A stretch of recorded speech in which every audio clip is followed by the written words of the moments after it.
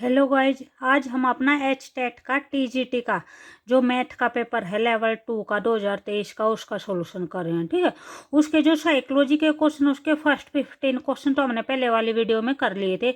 आज हम अपने नेक्स्ट क्वेश्चन करेंगे 16 से 30 तक।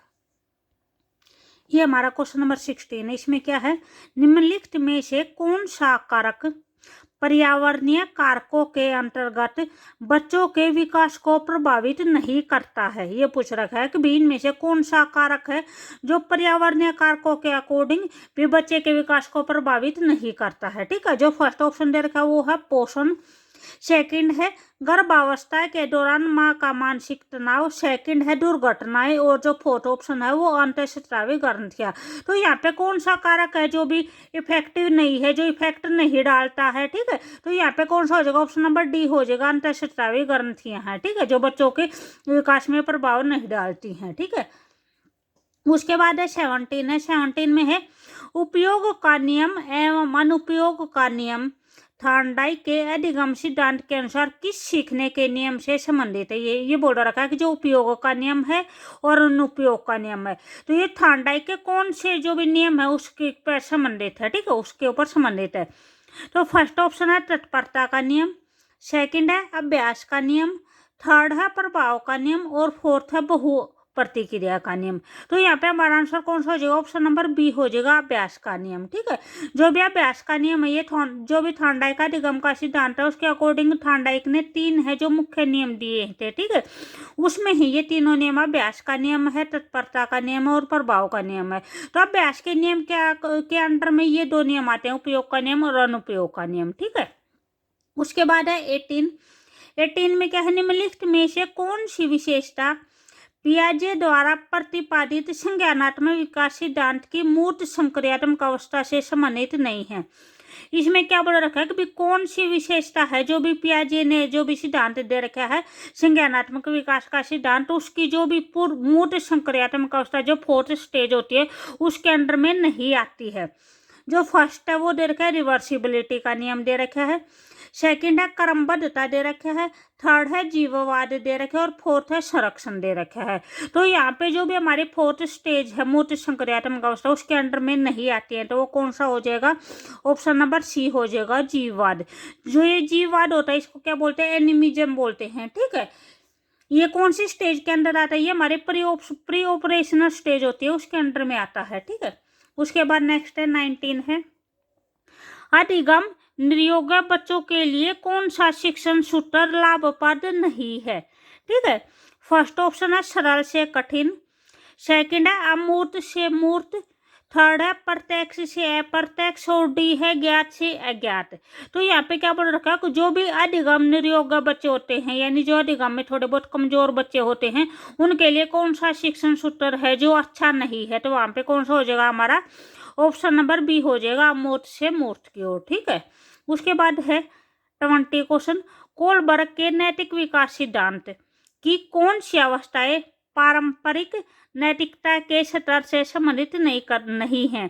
तो यहाँ पे पूछ रखा है जो भी कोलबर्ग का नैतिक विकास सिद्धांत है उसकी जो भी स्टेज होती है पारंपरिक नैतिकता, यह है इसके अंदर हमारा कौन सा है, कौन सा जो ऑप्शन नहीं आता है। ठीक है, जो फर्स्ट ऑप्शन है व्यक्तिवाद एवं विनिमय दे रखा है, सेकंड है अच्छे अंतर्वैयक्तिक संबंध दे रखा है, सी दे रखा है सामाजिक व्यवस्था बनाए रखना है और डी है सामाजिक अनुबंध और व्यक्तिगत अधिकार है।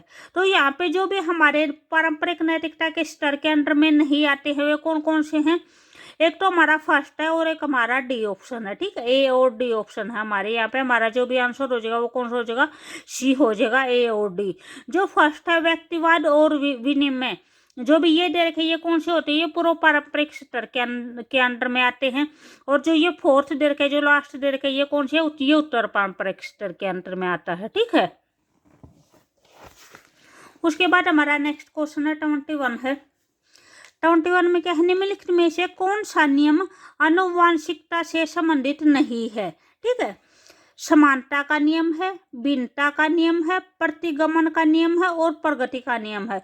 तो यहाँ पे जो आनुवांशिकता से संबंधित नहीं है वो कौन सा है? प्रगति का नियम है, डी ऑप्शन है। ठीक है, उसके बाद 22 क्वेश्चन है, निम्नलिखित में से कौन सा कारक शिक्षण अधिगम प्रक्रिया को प्रभावित नहीं करता? कौन सा कारक है जो शिक्षण अधिगम प्रक्रिया को प्रभावित नहीं करता है? शिक्षक का शारीरिक रूप, शिक्षक का मानसिक स्वास्थ्य, शिक्षक का विषय वस्तु ज्ञान या फिर शिक्षक का संप्रेषण कौशल। तो जो प्रभावित नहीं करता है वो कौन सा हो जाएगा? ऑप्शन नंबर डी आ जाएगा, जो शिक्षण का संप्रेषण कौशल यानी जो कम्युनिकेशन स्किल है वो इतनी इतना इफेक्ट नहीं डालते हैं शिक्षण के ऊपर। ठीक है, उसके बाद 23 है, पियाजे के नैतिक विकास सिद्धांत के अनुसार किशोरावस्था को भी और कौन सी स्टेज या और को किस नाम से जाना जाता है? नैतिक यथार्थवाद की अवस्था, बाधिक नैतिकता की अवस्था, प्रायत नैतिकता की अवस्था और स्वायत्त नैतिकता की अवस्था। तो जो पियाजे के अकॉर्डिंग जो नैतिक विकास सिद्धांत है उसकी और किस नाम से जाना जाता है? ऑप्शन नंबर डी है, स्वायत्त नैतिकता की अवस्था के नाम से भी जाना जाता है। ठीक है, उसके बाद नेक्स्ट है 24 है, व्यक्तिक भिन्नता के संदर्भ में कौन सा कथन है जो सही नहीं है? ठीक है, व्यक्तिक भिन्नता के अकॉर्डिंग कोई भी दो व्यक्ति बिल्कुल एक समान नहीं हैं। व्यक्तिक भिन्नताएं विशेषताओं के संबंध में विचलन है। व्यक्तिक भिन्नताएं अपनी समग्रता में व्यक्तियों को अलग करती हैं। व्यक्तिक भिन्नताएं केवल आनुवंशिकता का ही परिणाम होती हैं। तो यहाँ पे जो सा कथन सत्य नहीं है वह कौन सा हो जाएगा? ऑप्शन नंबर डी हो जाएगा। अभी किसी भी व्यक्ति के अंदर जो भी भिन्नताएं होती हैं, ठीक है, एक व्यक्ति दूसरे व्यक्ति से अलग होता है तो उसके लिए ओनली फॉर ये नहीं होता जो भी हेरिडिटी के अकॉर्डिंग वो अलग है, उसकी खुद की जो भी इंटरेस्ट वगैरह है उसके अकॉर्डिंग भी वो अलग होता है। ठीक है, उसके बाद 25 है, अवधान एवं चिंतन जैसी मानसिक प्रक्रियाओं के द्वारा सीखना कहलाता है। ठीक है, क्या कहलाता है? अनुकरणात्मक सीखना कहलाता है, गामक सीखना, संज्ञानात्मक सीखना या फिर भावात्मक सीखना। तो जहाँ पे भी हमारा चिंतन आ जाता है वहाँ पे क्या होता है? संज्ञानात्मक सीखना होता है। तो यहाँ पे हमारा कौन सा हो जाएगा? ऑप्शन नंबर सी हो जाएगा। ठीक है, उसके बाद नेक्स्ट है 26 है, निम्नलिखित में से कौन सा प्रभावी अधिगम का एक सिद्धांत नहीं है? अभिप्रेरणा है, व्यक्तिक पहुंच है, निष्क्रिय उपस्थिति है या फिर प्रतिपुष्टि है। तो यहाँ पे बोल रखा है कि कौन सा है जो प्रभावी सीखना नहीं है। ठीक है, तो यहाँ पे हमारा आंसर कौन सा हो जाएगा? ऑप्शन नंबर सी आ जाएगा, निष्क्रिय उपस्थिति। यानी कोई भी बच्चा है वो क्लास के अंदर बैठा तो है लेकिन वो मेंटली रूप से वहाँ पे प्रेजेंट नहीं है, या फिर वो यानी कोई भी एक्टिविटी कर रही है तो उसमें वो एक्टिव नहीं है। ठीक है, उसके बाद 27 है, सतत एवं व्यापक मूल्यांकन का सही अर्थ क्या होता है? लगातार परीक्षाएं लेना, उपयुक्त अंतराल के बाद निरंतर परीक्षाएं लेना, शैक्षिक तथा सह शैक्षिक दोनों पक्षों का मूल्यांकन करना, केवल शैक्षिक उपलब्धि मापना। ठीक है, तो यहाँ पे हमारा आंसर कौन सा हो जाएगा? इसमें बोल रखा है सतत और व्यापक मूल्यांकन कौन सा होता है, ये पूछ रखा है। ठीक है, यहाँ पे हमारा जो भी आंसर हो जाएगा वो option number B and option number C हो जाएगा। ऑप्शन नंबर बी में क्या है? उपयुक्त अंतराल के बाद निरंतर परीक्षाएं लेना, यानी एक फिक्स इंटरवल के बाद, ठीक है, परीक्षाएं लेना। उसके बाद है यानी एजुकेशनल जो भी शैक्षिक और सह शैक्षिक यानी दोनों टाइप का मूल्यांकन होना चाहिए बच्चे का। ठीक है, उसके बाद है 28 है, 28 में क्या है? एक अधिगम कठिनाई जो बच्चे के लिए वर्णों और शब्दों में अंतर करने में समस्या उत्पन्न करती है, तो वह कौन सी बीमारी है? ठीक है, या कौन सी कमी है?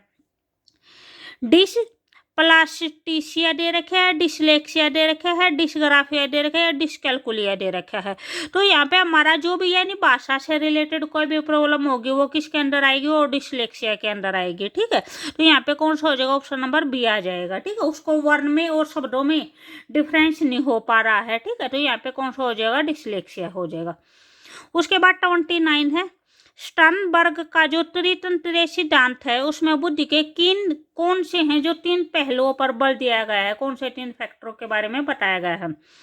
विघटकीय है, अनुभवजन्य है, संक्रियात्मक है या फिर संदर्भात्मक है। तो यहाँ पे जो भी उसके 3 फैक्टर वे कौन कौन से हैं, एक तो गठकीय है, सेकंड है अनुभवजन्य है, और जो थर्ड है वो संदर्भात्मक है। ठीक है, तो यहाँ पे जो भी हमारा आंसर कौन सा हो जाएगा, ए, बी और डी हो जाएगा, ऑप्शन नंबर सी हो जाएगा। ठीक है, उसके बाद क्वेश्चन नंबर 30 है, पावलोव के अनुबंध सिद्धांत में स्वाभाविक एवं कृत्रिम उद्दीपकों के मध्य अनुबंध को कौन से कारक है जो दना।